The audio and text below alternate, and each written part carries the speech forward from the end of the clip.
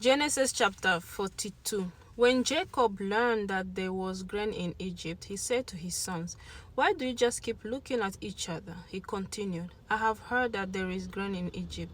Go down there and buy some for us so that we may live and not die."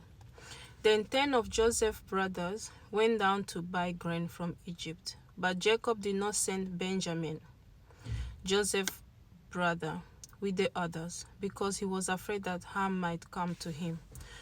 So Israel's sons were among those who went to buy grain, for there was famine in the land of Canaan also. Now Joseph was the governor of the land, the person who sold grain to all its people. So when Joseph's brothers arrived, they bowed down to him with their faces to the ground. As soon as Joseph saw his brothers, he recognized them, but he pretended to be a stranger and spoke harshly to them. "Where do you come from?" he asked. "From the land of Canaan," they replied, "to buy food." Although Joseph recognized his brothers, they did not recognize him. Then he remembered his dreams about them and said to them, "You are spies. You have come to see where our land is unprotected." "No, my lord," they answered. "Your servants have come to buy food. We are all the sons of one man. Your servants are honest men, not spies." "No," he said to them, "you have come to see where our land is unprotected." But they replied, "Your servants were 12 brothers, the sons of one man, who lives in the land of Canaan. The youngest is now with our father, and one is no more." Joseph said to them, "It is just as I told you, you are spies, and this is how you will be tested. As surely as Pharaoh lives, you will not leave this place unless your youngest brother comes here. Send one of your number to get your brother. The rest of you will be kept in prison, so that your words may be tested to see if you are telling the truth. If you are not, then, as surely as Pharaoh lives, you are spies." And he put them all in custody for 3 days. On the third day, Joseph said to them, "Do this and you will live, for I fear God. If you are honest men, let one of your brothers stay here in prison while the rest of you go and take grain back for your starving household. But you must bring your youngest brother to me, so that your words may be verified and that you may not die." This they proceed to do.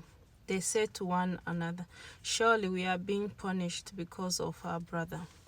We saw how distressed he was when he pleaded with us for his life, but we will not listen. That's why this distress has come on us." Reuben replied, "Didn't I tell you not to sin against the boy? But you wouldn't listen. Now we must give an accounting for his blood." They did not realize that Joseph could understand them, since he was using an interpreter. He turned away from them and began to weep, but then came back and spoke to them again. He had Simon taken from them and bound before their eyes. Joseph gave orders to fill their bags with grain, to put each man's silver bag in his sack, and to give them provisions for their journey. After this was done for them, they loaded their grain on their donkeys and left. At the place where they stopped for the night, one of them opened his sack to get feed for his donkey, and he saw his silver in the mouth of his sack. "My silver has been returned," he said to his brother. "Here it is in my sack." Their hearts sank, and they turned to each other, trembling, and said, "What is this that God has done to us?" When they came to their father Jacob in the land of Canaan, they told him all that had happened to them.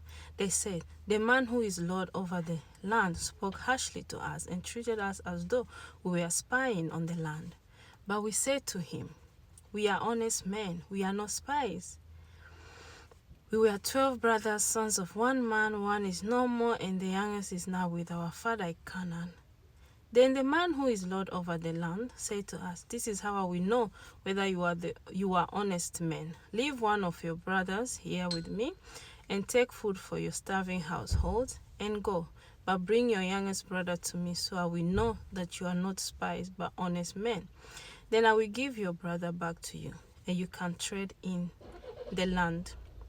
As they were emptying their sack, there in each man's sack was his pouch of silver. When they and their father saw the money pouches, they were frightened. Their father Jacob said to them, "You have deprived me of my children. Joseph is no more, and Simon is no more, and now you want to take Benjamin? Everything is against me." Then Reuben said to his father, "You may put both of my sons to death if I do not bring him back to you. Entrust him to my care, and I will bring him back." But Jacob said, "My son will not go down there with you. His brother is dead, and he is the only one left. If harm comes to him on the journey you are taking, you will bring my gray head down to the grave in sorrow." Amen. God bless you.